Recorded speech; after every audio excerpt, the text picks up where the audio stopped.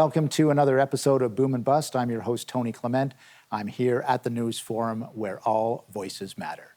In our continuing series of election panel mashups, I'm pleased to welcome two more accomplished individuals to Boom and Bust. Sabrina Maddeaux is national columnist and on-air commentator, and Matthew Lau is an adjunct scholar at the Fraser Institute. Welcome to both of you. Thank you. Thank you. Sabrina, why don't we start with you? Obviously, one of the things I've noticed about this election campaign is there's a whole bunch of important election issues about the future of the country, and yet we're not seeing the leaders spending a lot of time talking about them. So, are the real issues from your point of view? And I know you've written about this. Are they getting the consideration they deserve? I think we're missing out on a lot of the real issues still. So far in the campaign, we've seen a lot of battles over wedge issues, particularly with the Liberal side trying to create wedge issues that aren't necessarily the most relevant topics at the moment, whether it's abortion or gun control. If you poll the average Canadian, what they're thinking about is housing affordability, cost of living, healthcare, the pandemic, obviously. And this is what we should be hearing more about. The other problem is, at least when it comes to English language speakers, we're only getting one official leaders debate. So that really diminishes our chance to hear from the candidates. And there's only 5 topics set for that debate. And for example, foreign policy isn't one of those 5 topics. So I don't know if we'll really get to hear from leaders on foreign policy before we go to the polls. Matthew, before we get to you, Sabrina, you've actually been a critic of the structure of election debates in our country. Do you want to elaborate a little bit on that? Yeah, we now have a debate commission that has very minimal standards, which is creating one official debate in English and one in French. And that's really scraping the bottom of the barrel. Not that much can be discussed in that time period. There's obviously so many important issues, and Canadians deserve to hear more. This time we have some privately organized debates on the French side. So French language speakers are going to hear more from the candidates than English language speakers, despite the fact most of the country speaks English as their first language. Matthew Lau, I'd love to get you up to talk about some of these issues as well. Obviously, as I said, there are important issues in this campaign. Maybe give us your sense of what those issues are and whether they're getting the coverage they need. Yeah, well, I think the biggest issue in every election campaign is the current path that the country is on, and is the current government doing a good job managing the economy? And if you look at the past 6 years of economic growth, Canada has had basically zero real GDP per capita growth. Part of that is because of the pandemic, but if you look at the United States, they've had 8% real GDP per capita growth. And there's this big disparity that nobody's really talking about, and most of the parties and all of the major parties so far don't really have much of a plan to get the economy going. I want to stick with you for a minute, Matthew, because you did raise, obviously, the pandemic is the big elephant in the room for this campaign and really for society as a whole. So give me a sense from your perspective how COVID has changed the terms of debate about this, the role of government, the size of government, what government is doing, should not be doing, those sorts of things. Yeah, well, certainly public health is an important role for government to play. And government spending has gone up quite significantly as a result of the pandemic. Before the pandemic began, government spending was something like slightly less than half of GDP in this country when you combine municipal, federal, and provincial government spending. Now it's something like 52 or 53% this year, even though most of the pandemic is behind us. And we see now parties sort of using the pandemic to pile on all of this additional spending, even though those sorts of things have nothing to do with public health. You see childcare spending, you see them wanting to give more subsidies to domestic manufacturing, for example. And all of these things, it seems like they're just using the pandemic as an excuse to spend more when we don't really need all this spending. Indeed, and we're going to take a brief break with that. Sabrina will get back to you after the break. A lot more issues to discuss as we kind of unpack the election campaign thus far. Just less than 2 weeks to go at this point, that's for sure. And of course, there's a lot of debate going on in the country, including the leaders themselves, but also our fellow citizens. So please stand by. We'll be right back after this break.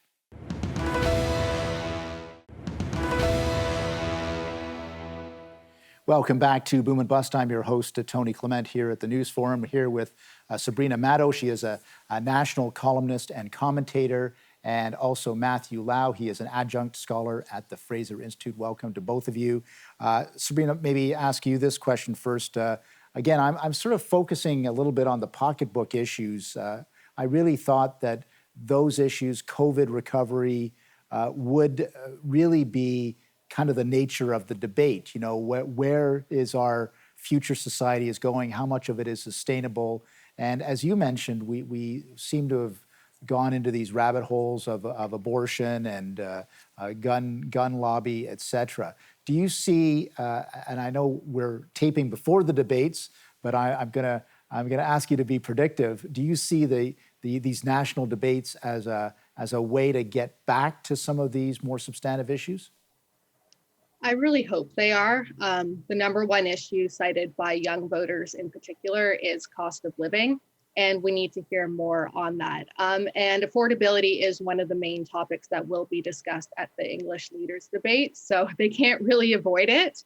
Hopefully, now that we're back from summer and Labor Day is behind us, the leaders are ready to get serious and talk about the real issues so that voters can hear their perspectives on them. I do think it's interesting, like Matthew said earlier, that we don't have a fiscally conservative platform option this campaign cycle. There's a lot of spending in every party's platform. And for me as a young person, that's concerning because it's going to be millennials and Gen Z and perhaps even our children who are left paying that off. So I would like to see more discussion of, well, how are we going to pay for all of these ideas? Yeah, let's just drill down on that a little bit. Are you, maybe this is an obvious question, but are you hearing that from your fellow millennials and Gen Zers that how to pay for things, how to live in cities or live anywhere in this country, it should be uppermost in the minds of the politicians? Yes, absolutely. Particularly when it comes to essentials like housing. Young people are incredibly frustrated that they've basically been shut out of owning a home unless they have help from parents or family wealth. And that's now also trickled down to a rental crisis. Young people are spending more and more of their salaries on housing, and that leaves less for more productive uses in the economy. You know, we're coming out of a pandemic. Small businesses could use our business, restaurants could use our business, but instead most of our paycheck is going to housing. And at the same time, we're going to be left with all this government debt down the road that might not be paid off until 2070. Matthew Lau, obviously we've got a lot of conflicting demands from society, including affordability issues and the housing crisis. And yet, one of the looming issues is government deficits and debt. Is there a way to talk about those issues in an election campaign, do you think? Well, certainly, I think the two go together. I think it's a myth that a lot of politicians like to put out that increasing government spending on something is going to make it more affordable. If you want to take the example of childcare, for example, if the government spends a lot of money on childcare, I don't see how paying through taxes instead of paying through out of pocket is going to make anything more affordable. All that means is that the consumer loses control over how his money is spent, and that there will be less competition among suppliers, with the result that costs actually go up instead of down. Sabrina Maddeaux, we seem to be spending a lot of time as a society on identity issues all of a sudden, whether it's vaxxers versus anti-vaxxers, the BLM movement, gender issues, and so on. Gun bans, I guess, could be seen as an identity issue if you're a rural person versus an urban person. What's your perspective on this in terms of campaign issues? Well, I think a lot of politicians see them as quote unquote sexy issues, for lack of a better word. They make headlines. They're easy to talk about. Their base goes wild. They like turning to those. And I think particularly Trudeau and Liberal candidates, they've hit on a lot of these, especially social justice issues over the years, and that's worked out well for them at the polls. The problem is they haven't delivered on a lot of these issues. I think they also look at what's happening south of the border and how politicians are utilizing budget issues down there, and they're trying to bring some of that politics north, even though they claim to not like those politics. Yeah, and we'll talk about this after the break. And Matthew, I'd like you to consider this. There does seem to be a bleeding into Canadian politics of U.S. style, not only politics, but political issues as well. But we'll take a brief break to go to commercial, but we'll be back with our esteemed guests after that. Please stay with us. We'll be right back.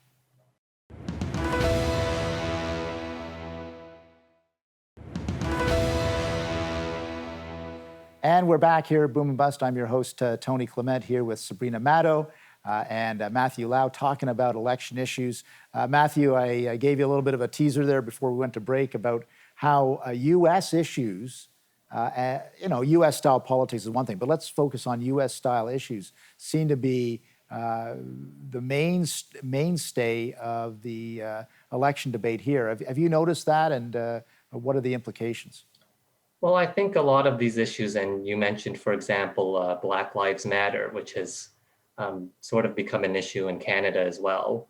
I think they're issues that our politicians focus on when they want to energize their base or energize people who are very enthusiastic about politics.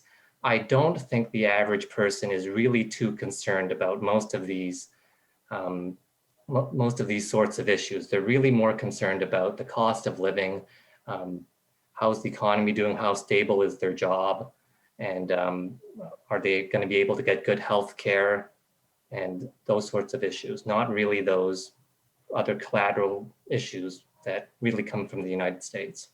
Yeah, no, that's a good point, that even though these might be good media issues or as Sabrina mentioned, ways to ramp up support on your base, they're not necessarily the issues that most people are caring about, yes? Yeah. Sabrina, I'd also like to ask you, you've referenced this already, but I think it's also something you've written about housing. I know we've talked about this, but it's so important that there has been an attempt by the political parties to have some form of housing policy, affordable housing policy, front and center in their platforms, which is not, I got to say, historically usual in an election campaign in this country. So do you mind maybe giving us a grade on who's doing the best at addressing this issue? I have to be honest, I don't think any of the parties are doing very well addressing this issue. Like you said, it's not something that's historically prominent in campaign platforms, but this housing crisis is historically unprecedented.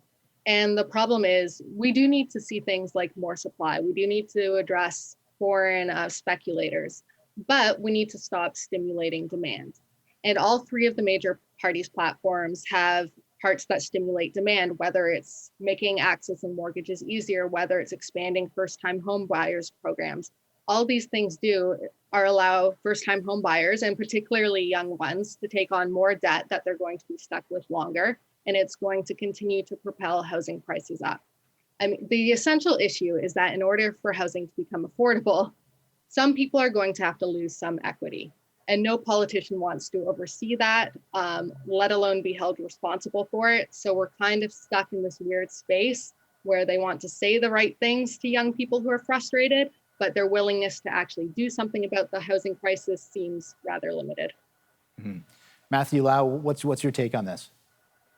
Yeah, certainly I don't think any of the parties have put together much of a good plan on this.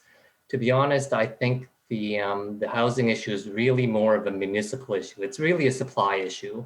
And I don't think that the federal government should be doing much on housing, if anything.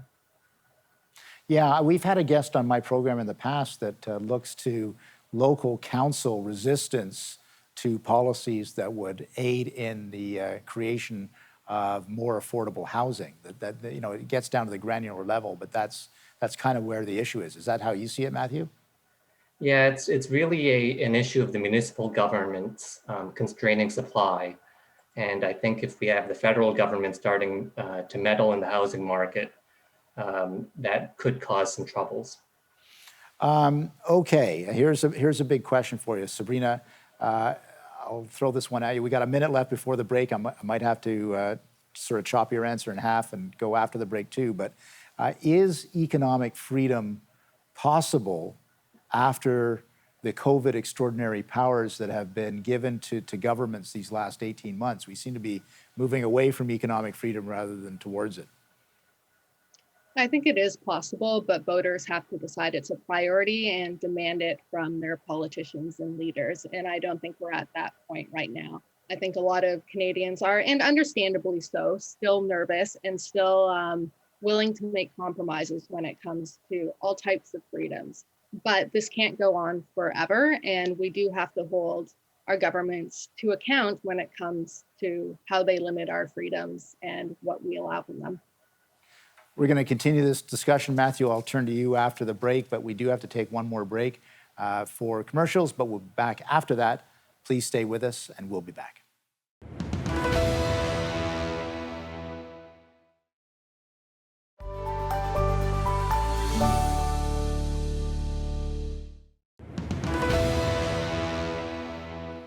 Welcome back to Boom and Bust. I'm here with Sabrina Maddeaux. She is a national columnist and on-air commentator, and Matthew Lau is an adjunct scholar at the Fraser Institute.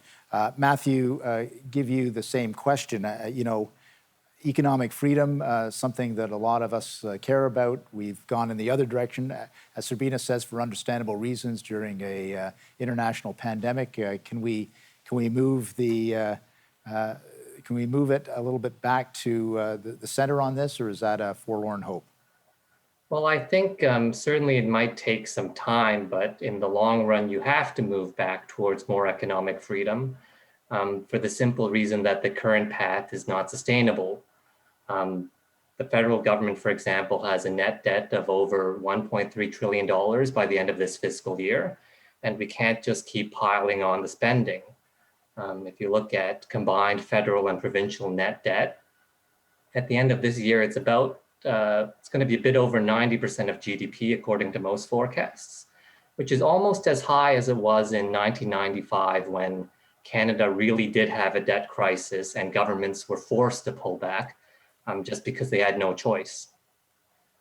Yeah, and of course, that was a Liberal government under Jean Chrétien and Paul Martin who were able to create in our society even an understanding of why debt and deficits were ultimately very destructive. And it created almost a social consensus across political ideologies for that. Seems to have disappeared. Certainly in the 2015 election, one candidate, Justin Trudeau, was able to campaign on deficits while the NDP and the Conservatives were campaigning on more fiscal probity. So Sabrina Maddeaux, again, I'm not trying to suggest you're the voice of a generation, but can you tell us whether those kinds of fiscal probity issues are even on the radar screen?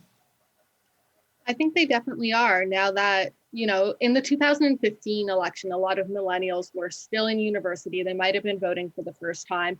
Fast forward, millennials are reaching 40 or certainly in their 30s. They're looking to be homeowners. They're raising children. They have jobs, savings. They're looking at retirement, and they understand fiscal issues and responsibility in a different way.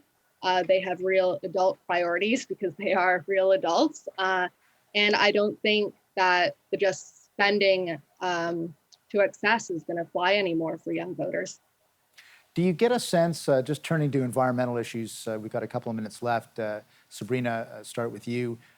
Has there been any movement? You talk about almost a maturing of attitude amongst these voters on fiscal issues. Any changes of attitude on environmental issues you've detected? I think climate change is still a priority for young people, but even more of a priority are the issues that impact their everyday lives. I believe Matthew said it earlier that ultimately people are going to cast a ballot on what affects them. Can they pay their next rent? How does this impact my next paycheck? What are my savings going to be worth? And I think those very real and immediate concerns are what young voters are going to go to the ballot box with. Matthew, you've got the last word. We've got about a minute left. We've had a lot of crises in our society the last few years, including what has been called the climate crisis, but also now we've got this huge financial crisis as a result of the pandemic. So, are you getting a sense that the needle's being pushed in another direction for a change? Yeah, I think a lot of people are far more concerned about the financial issue than the climate issue. If you look at the climate issue, you wouldn't know it from reading the media reports, but there isn't really much of a crisis. If you look at the latest report from the IPCC, they say that if climate change increases global temperatures by about 3.5 degrees, that'll only mean about a 2.5% cut in global GDP by the year 2100. So that's 1 year's worth of GDP loss over the next 8 decades. That's not really much of a big deal compared to the very important economic issues of the day. We're going to have to leave it at that. I know it's hard to believe, but we're out of time. But I do want to thank our guests, Sabrina Maddeaux and Matthew Lau, for making it a very interesting panel. Thanks for joining us today. Thanks for having me. Very important discussion with two very bright individuals about the campaign issues, how they've changed, what they should be on versus what they are on, and also a little bit of an examination of the party platforms. We'll continue with our election coverage, obviously, until Election Day. Thanks for joining us today.